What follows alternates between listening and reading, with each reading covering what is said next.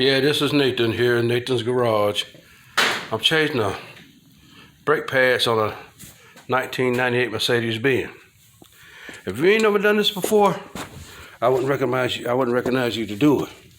Because for the simple fact, the caliper, as you see, it comes apart.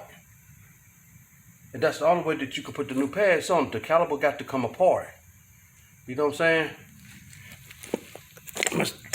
Old Pastor Wavy boy, he got his wear and tear out of these pads. Look at that. Them things ain't nothing. I thought they had some on them, but that ain't enough to last the miles I told him it was going to last. So I'm glad I did. Told him I was going to go ahead and change the pads on this thing. You know, don't try to attempt this at home if you ain't got the right equipment. Because it's got 4 bolts. Really, it takes 6 bolts to change the pads on this thing. These the bolts you got to take loose to take the caliper loose. So you can't get in there to get the old pads back. You got to put that piece right there back because that's what keeps the pads separated. Then you got 2 prongs on each side of this caliper up here that's on the car for the pads to slide on. That's what these holes for in the top of this pad. You see the holes on the top of that pad? That's what the hose is for. Then you got a sensor that you got to put back in these pads. Let me see what a pad with the sensor in it. You got to definitely put this sensor back in the pad. Because if you don't put that sensor back in that pad, the brake light going to stay on. See the sensor right there? Let me zoom out. Maybe y'all can get a better picture of it. And it goes down into the brake pad itself. See right there?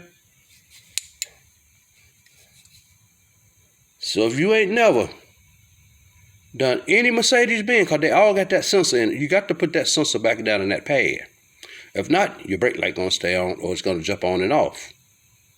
Now, some of these Mercedes, like mine, it's got 3 of these sensors instead of 4. So I don't know if they done a changeover or whatever to replace that sensor, or they cut the wire or whatever. Because I know my brake light will come on. I know Pastor Wavy had told me, he like, well, Nathan.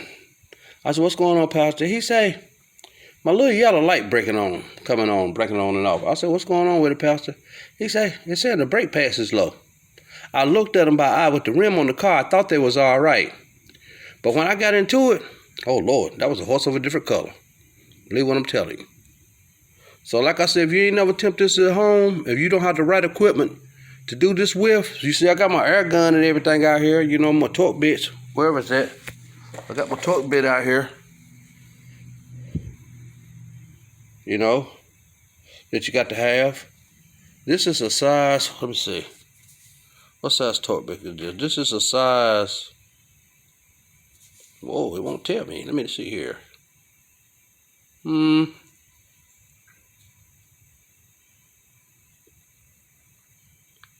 That's a T35 torque bit that you got to use to do this job with.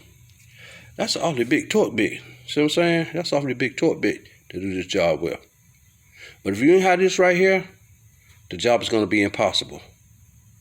You can't use an Allen wrench or none of that. You got to have this torque bit.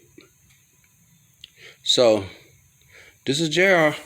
Let me reassemble this thing, and I'm gone. I'll show y'all another video later about another car I'm working on. All right, have a good day.